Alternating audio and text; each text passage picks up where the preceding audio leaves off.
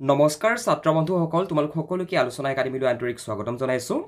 ছাত্ৰৰ কৰ্তব্য মেট্ৰিক পৰীক্ষাৰ লগতে নৱম শ্ৰেণীৰ ফাইনেল পৰীক্ষাটো ছাত্ৰৰ কৰ্তব্য নামৰ এই যিখন ৰচনা এই ৰচনাখন খুবেই কমন পৰি থাকে আৰু ইয়াৰ বাবদ তোমালোকে পৰীক্ষাত লাভ কৰিবা 8 নম্বৰ আজিৰ এইটো ক্লাছ সম্পূৰ্ণ শেষলৈকে চাবা মেট্ৰিক পৰীক্ষাটো কমন পৰে লগতে 9ৰ পৰা 10লৈ যি এক্সাম হয় তাতো কমন পৰে খুব কমন পৰে মানে এখন আছে ছাত্ৰৰ কৰ্তব্য আজিৰ এই ক্লাছটো সম্পূৰ্ণ শেষলৈকে চাবা তোমালোকক ছাত্ৰৰ কৰ্তব্য সম্পূৰ্ণৰূপে অসমীয়াত শিকোৱা হ'ব বুজাই দিয়া হ'ব আৰু এটা কথা মনত ৰাখিবা এছে মানে ৰচনা এনেকুৱা বস্তু নহয় যে কি তোমালোকে মুখস্থ কৰিবা এতিয়া এখন এছে তোমালোকে মুখস্থ কৰিব নোৱাৰা এই এছেখন তোমালোকে বুজি পাব লাগিব ওকে ক্লাছটো শেষলৈকে কৰিবা তোমালোকক প্ৰত্যেকটো কথা ভালদৰে আমি উপস্থাপন কৰি দিম অলৰাইট স্কুল কলেজ আদি শিক্ষা অনুষ্ঠানত পঢ়ি থকা জীৱনৰ আগদুখৰ কালকে ছাত্ৰ জীৱন বুলি কোৱা হয় ভাইটি ভণ্টিসকল ছাত্ৰ জীৱন মানে কি তোমালোকে স্কুলত পঢ়ি আছা কোনোবাই কলেজত পঢ়ি আছা এতিয়া আমি স্কুল কলেজত পঢ়ি থকা জীৱনৰ এই যি আগদুখৰ সময় এই আগদুখৰ সময়কে ছাত্ৰ জীৱন বুলি কোৱা হয় স্কুল কলেজত পঢ়ি শুনি ভৱিষ্যতে এজন সৎ আৰু দক্ষ নাগৰিক হৈ নিজৰ লগতে দেশৰ উন্নতি সাধন কৰাটো সকলো ছাত্ৰ ছাত্ৰীৰ মুখ্য উদ্দেশ্য হোৱাটো উচিত ভাইটি ভণ্টিসকল ছাত্ৰ ছাত্ৰীৰ মুখ্য উদ্দেশ্য কি ছাত্ৰ ছাত্ৰীৰ মুখ্য উদ্দেশ্য হৈছে ভালদৰে পঢ়া শুনা কৰি ভৱিষ্যতে এজন সৎ আৰু দক্ষ নাগৰিক হৈ নিজৰ লগতে দেশলৈ নতুবা দেশৰ উন্নতি সাধন কৰাটোই হৈছে এজন ছাত্ৰ নতুবা এগৰাকী ছাত্ৰীৰ জীৱনৰ মুখ্য উদ্দেশ্য বুজি পালা শিকি বুজি এজন ভাল মানুহ হোৱাটো ছাত্ৰৰ মূল লক্ষ্য আৰু সেই লক্ষ্য সাধনৰ কাৰণে কৰিবলগীয়া কামসমূহেই হৈছে ছাত্ৰৰ কৰ্তব্য এটা ছাত্ৰৰ কৰ্তব্য মানে কি শিকি বুজি এজন ভাল মানুহ হোৱাটো এজন ছাত্ৰৰ জীৱনৰ মুখ্য লক্ষ্য আৰু সেই লক্ষ্য সাধন কৰিবৰ কাৰণে আমি যিসমূহ কাম কৰিব লাগে সেইসমূহেই হৈছে ছাত্ৰ জীৱনৰ কৰ্তব্য মানে ছাত্ৰৰ কৰ্তব্য গতিকে প্ৰকৃত মানুহ হ'বলৈ যিবিলাক গুণৰ দৰকাৰ ছাত্ৰ অৱস্থাতে সেই গুণসমূহ আয়ত্ত কৰিব লাগিব ভাইটি ভণ্টিসকল প্ৰকৃত মানুহ বুলি আমি যেতিয়া নিজকে পৰিচয় দিম তেতিয়া আমি কেৱল মাত্ৰ উশাহ নিশাহ লৈ আমি এটা জীয়াই থকা প্ৰাণী হিচাপে আমি পৰিচয় দিব নোৱাৰোঁ সমাজত কথাটো বুজি পাই আছানে সমাজত ভাল কাম কৰা মানুহো আছে বিভিন্ন ধৰণৰ অপকৰ্মৰ লগত জড়িত মানুহো আছে কিন্তু যি মানুহে বেয়া কামৰ লগত জড়িত হৈ থাকে তেখেতলোকক জানো মানুহে সন্মান কৰে মৰম কৰে নকৰে নহয় সন্মানেই নকৰে মানুহ সেইজনক ভাল মানুহ বুলি নকয় এতিয়া ভাইটি ভণ্টিসকল প্ৰকৃত মানুহ হ'বৰ বাবে যিবিলাক গুণৰ দৰকাৰ সেই গুণসমূহ আমি ছাত্ৰ অৱস্থাতেই আমি আয়ত্ত কৰিব লাগিব তোমালোকে এতিয়া স্কুল কলেজত পঢ়ি আছা মই বাৰু কলেজ পঢ়ি এটালো শেষ কৰিলোঁ এতিয়া আমি এজন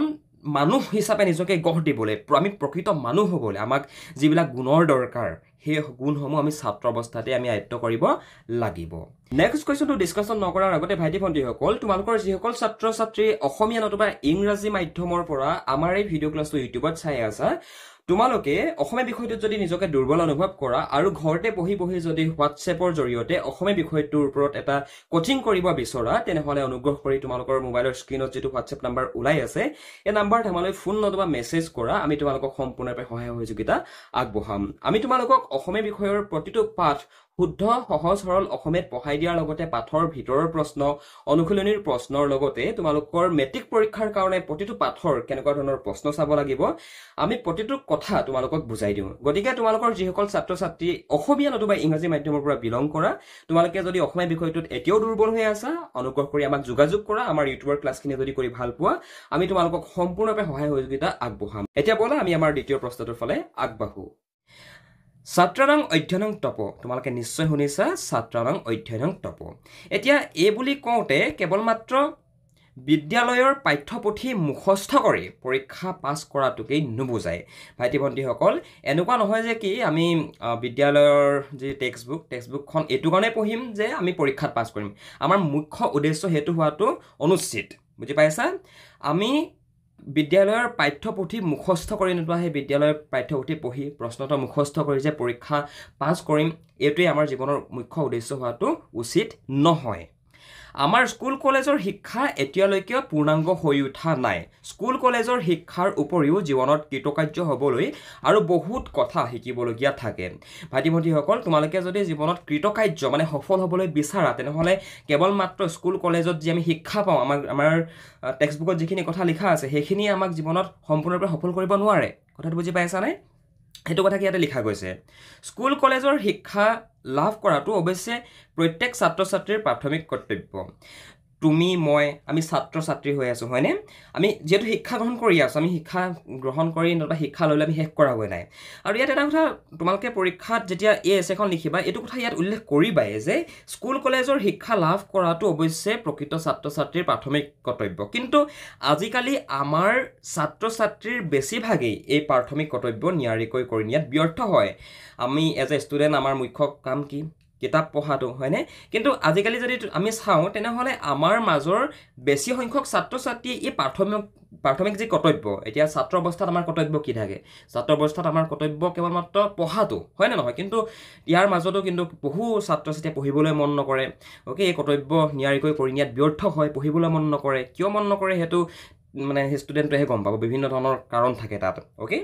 তো এইটো কথা আমি পৰীক্ষাত যেতিয়া এইখন এছে লিখিম এইটো কথা আমি উল্লেখ কৰিমেই মানে যে স্কুল কলেজৰ শিক্ষা লাভ কৰাটো অৱশ্যে প্ৰত্যেক ছাত্ৰ ছাত্ৰীৰ প্ৰাথমিক কৰ্তব্য কিন্তু আজিকালি আমাৰ ছাত্ৰ ছাত্ৰীৰ বেছিভাগেই এই প্ৰাথমিক কৰ্তব্য নিয়াৰিকৈ কৰি নিয়াত ব্যৰ্থ হয় পৰীক্ষাত উত্তীৰ্ণ হোৱাটোকে ছাত্ৰ জীৱনৰ একমাত্ৰ উদ্দেশ্য বুলি ধৰি লৈ কোনো একো তাৰ বাবে অসৎ উপায় অৱলম্বন কৰে আৰু এনে কৰিলে নিজকহে ফাঁকি দিয়া হয় ভাইটি ভণ্টিসকল কিছুমান ছাত্ৰ ছাত্ৰীয়ে পৰীক্ষাত নকল কৰিব বিচাৰে সিহঁতি ভাবে যে কি যে পৰীক্ষাত উত্তীৰ্ণ হোৱাটোৱে আমাৰ একমাত্ৰ উদ্দেশ্য গতিকে আমি নকল কৰি হ'লেও পাছ কৰিম নকল কৰি হ'লে মানে পৰীক্ষাত পাছ কৰিবলৈ বিচাৰে কিন্তু তেনে কৰিলে ফাঁকি নিজক দিয়া হয় তেনে কৰিলে শিক্ষকজনক নতুবা তেনে কৰিলে মাক দেউতাকক ফাঁকি দিয়াটো নুবুজায়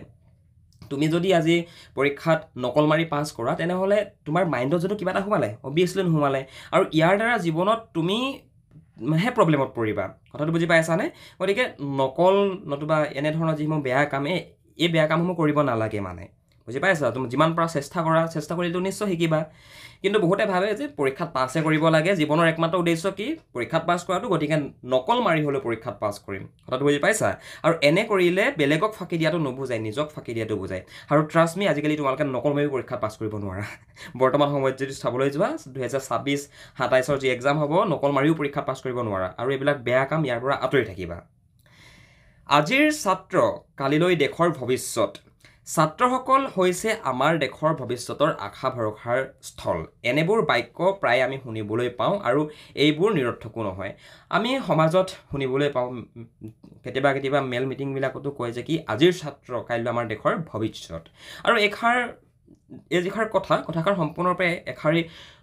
গ্ৰহণযোগ্য কথা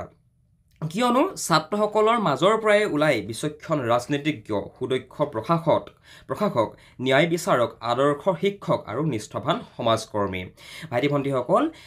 আমাৰ যি য়ংষ্টাৰ্ছখিনি আছে নতুবা আমাৰ সমাজত আমাৰ ছ'চাইটিত যিসকল ছাত্ৰ ছাত্ৰী আছে সেই ছাত্ৰ ছাত্ৰীসকলেই হৈছে আমাৰ দেশৰ ভৱিষ্যত কিয়নো ছাত্ৰ ছাত্ৰীসকলে ভালদৰে পঢ়া শুনা কৰাৰ পিছত ভালদৰে যদি পঢ়া শুনা কৰে তেতিয়া তোমাৰ IAS IPS হ'ব আৰু IAS IPS সকলোৱেতো আমাৰ প্ৰশাসন ব্যৱস্থাটো চম্ভালি থাকে হয়নে নহয় ডাঙৰ ৰাজনীতিবিদ পলিটিচিয়ানৰ কথা কোৱা হৈছে সেই সকলোবিলাক ছাত্ৰ ছাত্ৰীসকলৰ মাজৰ পৰাই ওলায় কথাটো বুজি পাইছা চ' সেইটো কাৰণে আমি এনেধৰণৰ বাক্য আমি প্ৰায় উল্লেখ কৰোঁ যে কি আজিৰ ছাত্ৰ কাইলৈ আমাৰ দেশৰ ভৱিষ্যত বুজি পাইছা এতিয়া হিমন্ত বিশ্ব শৰ্মা ডাঙৰীয়া আমি সকলোৱে মৰমতে মামা বুলি কওঁ হিমন্ত বিশ্ব শৰ্মা ডাঙৰীয়াও ছাত্ৰ অৱস্থাৰ পৰাই পলিটিক্সৰ লগত জড়িত আছিলে হয়নে তো সেইকাৰণে আমি এইষাৰি বাক্য আমি প্ৰায় শুনিবলৈ পাওঁ যে আজি ছাত্ৰ কাইলৈ আমাৰ দেশৰ ভৱিষ্যত কিন্তু শ্ৰেণীত অবাধ্য উশৃংখল আৰু পৰীক্ষাত নকল কৰা ছাত্ৰই জানো ভৱিষ্যতে দেশৰ সুনাগৰিক হ'ব পাৰিব কিছুমান ছাত্ৰ ছাত্ৰীয়ে শ্ৰেণীৰ কোঠাত উশৃংখলতাৰ সৃষ্টি কৰে ইয়াৰ লগতে যিকোনো এটা কথা মানিবলৈ বাধ্য নহয় অবাধ্য হয় মানে অবাধ্য বুলি ক'লে বুজি পাই আছানে যে শিক্ষক শিক্ষয়িত্ৰীয়ে যদি কিবা কৰিবলৈ কয় নকৰে অবাধ্য হয় মানে আৰু পৰীক্ষা নকল কৰা ছাত্ৰ ছাত্ৰীৰ প্ৰজাতি এটাতো আছেই হয়নে তো তেনে কৰিলে নতুবা তেনে ছাত্ৰ ছাত্ৰী জানো ভৱিষ্যতে আমাৰ দেশৰ সুনাগৰিক হ'ব পাৰিব অবভিয়াছলি নোৱাৰে তেনে ছাত্ৰৰ দ্বাৰা জানো দেশৰ আশা আকাংক্ষা পূৰণ হ'ব অবভিয়াছলি নহয় আৰু সেয়েহে ছাত্ৰৰ সৰ্বপ্ৰথম কৰ্তব্য হৈছে চৰিত্ৰ গঠন এজন ছাত্ৰৰ আৰু ভাইটি ভণ্টি ক'লে আমাৰ ছাত্ৰ বুলি কোৱাৰ লগে লগে ছাত্ৰ ছাত্ৰী দুইটাকে বুজাইছোঁ দেই তোমালোকে ছোৱালীসকলে নাভাবিবা যে কি দাদাই আমাক কোৱাই নাই মানে ছাত্ৰ বুলি কোৱাৰ লগে লগে তোমালোক দুইখিনিকে মই বুজাইছোঁ অ'কে এজন ছাত্ৰৰ জীৱনৰ প্ৰথম যি প্ৰাথমিক কৰ্তব্য নতুবা উদ্দেশ্য সেয়া হৈছে তোমাৰ চৰিত্ৰ গঠন এজন মানুহৰ বাবে চাৰিত্ৰিক গঠন সকলোতকৈ প্ৰয়োজনীয় কাম চৰিত্ৰহীন মানুহে নানান অসৎ উপায়ে ধন উপাৰ্জন কৰিলেও কিন্তু তেওঁৰ সেই ধনৰ প্ৰকৃততে কোনো মূল্য নাই কিয়নো চৰিত্ৰহীন লোকক নতুবা চৰিত্ৰহীন মানুহক মানুহে ভয় কৰিব পাৰে কিন্তু সন্মান কেতিয়াও নকৰে ভাইটি ভণ্টিসকল এজন চৰিত্ৰহীন মানুহে বিভিন্ন ধৰণৰ অসৎ উপায়ে বেয়া উপায়েৰে ধন উপাৰ্জন কৰিলেও মানুহে সেই মানুহজনক ভয় কৰিব পাৰে সমাজত বেলেগ মানুহে সেই মানুহজনক ভয় কৰিব হয়নে কিন্তু সেই মানুহজনক ভয় কৰিলেও সেই মানুহজনক কিন্তু সন্মান কেতিয়াও নকৰে সেই মানুহজনৰ পিছফালে দি পুনৰ এষাৰ কথাই ক'ব ই আহিলে ওকে ই আমুক কৰে তামুক কৰে বুলি সমাজত বেয়া গুণহে গাব কেতিয়াও সন্মান নকৰে ভয় কৰিব পাৰে কিন্তু সন্মান নকৰে হয়নে সংযম সততা ন্যায় নিষ্ঠা ধৈৰ্য ক্ষমা উদাৰতা বিনয় আদি গুণসমূহ ভাল চৰিত্ৰৰ ঘাই উপাদান ভাল চৰিত্ৰৰ ঘাই উপাদান বুলিবলৈ যেতিয়া আমি মানে যেতিয়া লিখিম পৰীক্ষাত ভাল চৰিত্ৰৰ উপাদানসমূহ তেতিয়া আমি এইখিনি কথাকে লিখিব লাগিব সংযম সততা ন্যায় নিষ্ঠা ধৈৰ্য ক্ষমা উদাৰতা বিনয় আদি এই গুণসমূহ ওকে ভাল চৰিত্ৰৰ এইসমূহ গুণ এইবোৰ গুণ ছাত্ৰ অৱস্থাতে আয়ত্ত কৰিব নোৱাৰিলে পাছত হাজাৰ চেষ্টা কৰিলেও আয়ত্ত কৰিব পৰা নাযায় ভাইটি ভণ্টিসকল এই যিসমূহ গুণ তুমি সদায় সত্যপথত থাকা সদায় ধৈৰ্য সহকাৰে কিবা এটা কাম কৰা ক্ষমা উদাৰতা বিনয় এই যিসমূহ ভাৱ এই ভাৱসমূহ ছাত্ৰ অৱস্থাতেই যদি তোমালোকে আয়ত্ত কৰিব নোৱাৰা পাছত আয়ত্ত কৰিবলৈ খুব কষ্ট হয় এইবিলাক তোমালোকৰ যেতিয়া 30+ হৈ যাব তোমালোকে এইবিলাক বস্তু নিজৰ মাজত ডেভেলপ কৰিব নোৱাৰিবা ওকে আনহাতে ছাত্ৰ অৱস্থাতেই এইবোৰ ভাৱ অন্তৰত জগাই তুলিব পাৰিলে চিৰদিনৰ বাবে স্মৰণীয় হৈ ৰব আমি যদি ছাত্ৰ অৱস্থাতেই এনে ধৰণৰ যিসমূহ ভাৱ এই ভাৱসমূহ যদি আমি আমাৰ নিজৰ মাজত ভৰাব পাৰোঁ তেনেহ'লে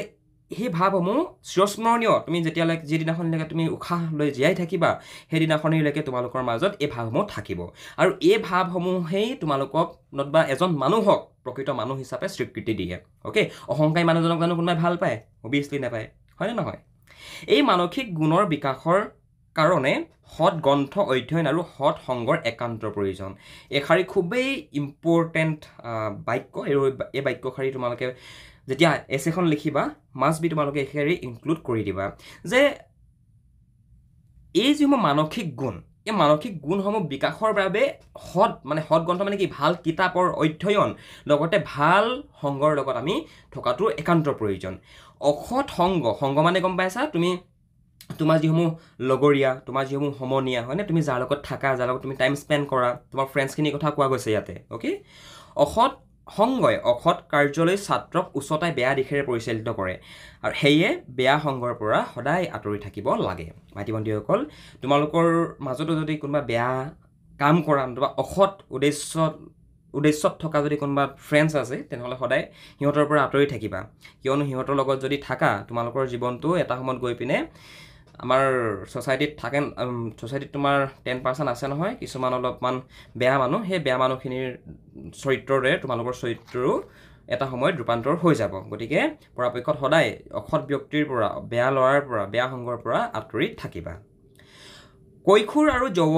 যৌৱন অৱস্থাত দম্ভ অহংকাৰ আদি কিছু পৰিমাণে মনত নুপুজা নহয় ভাইটি ভণ্টিসকল যেতিয়া তোমালোকে কৈশোৰ অৱস্থাত এতিয়াতো কৈশোৰ অৱস্থাতে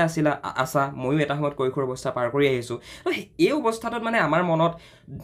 দম্ভ মানে দম্ভালি অহংকাৰ এইসমূহ নেচাৰেলি অলপ আহেই অ'কে কিন্তু অভ্যাস আৰু যত্ন কৰি ছাত্ৰসকলে এই বদগুণ মানে ইয়াত বেয়া গুণ বুলি কৈছে হা এই বেয়া গুণসমূহ নতুবা বদগুণবোৰ আঁতৰোৱা প্ৰয়োজন আনহাতে এই কালচোৱাতে মানুহৰ মন উদাৰ হৈ থাকে আৰু কৰ্মৰ প্ৰতি প্ৰেৰণা জন্মে এই কৰ্মপ্ৰেৰণাই কেতিয়াবা ছাত্ৰৰ মন বহিমুখী কৰি তোলে আৰু এনে উদাৰতাৰ শিক্ষা আৰু সমাজ সেৱাৰ আদৰ্শই পৰৱৰ্তী কালত মানুহৰ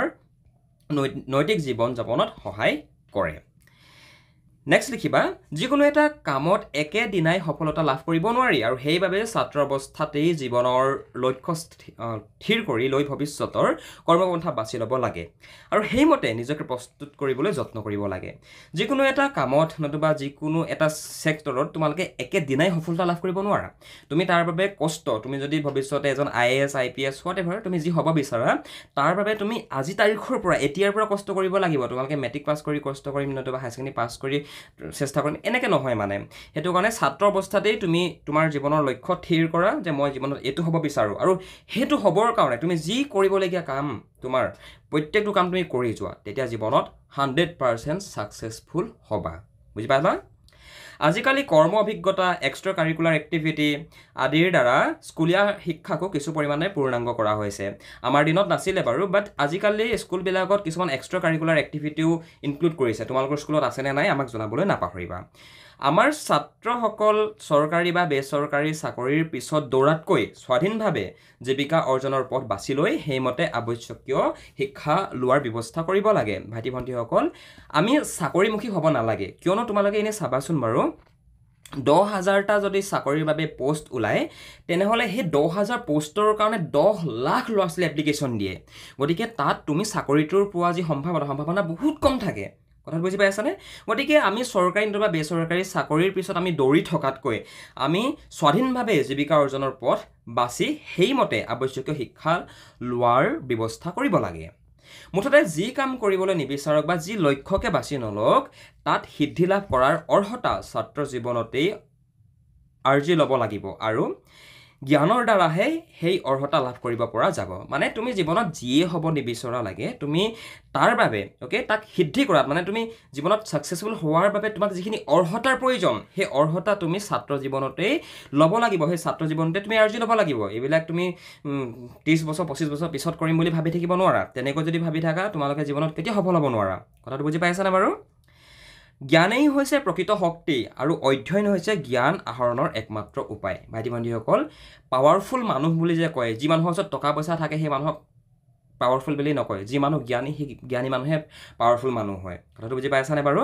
ইয়াত সেইবাবে লিখা হৈছে যে জ্ঞানেই হৈছে প্ৰকৃত শক্তি আৰু অধ্যয়ন হৈছে জ্ঞান আহৰণৰ একমাত্ৰ উপায় তোমালোকে যদি জ্ঞান আহৰণ কৰিবলৈ বিচাৰা তেনেহ'লে কেৱল মাত্ৰ তোমালোকৰ ওচৰত এটাই উপায় আছে সেইটো হৈছে অধ্যয়ন তুমি শুই থাকিলে জ্ঞান অৰ্জন কৰিব নোৱাৰা তুমি তাৰ বাবে কিতাপ পঢ়িব লাগিব কষ্ট কৰিব লাগিব তেতিয়া তুমি জ্ঞান অৰ্জন কৰিব পাৰিবা আৰু জ্ঞানে তোমাক জীৱনত সফল হোৱাত সহায় কৰিব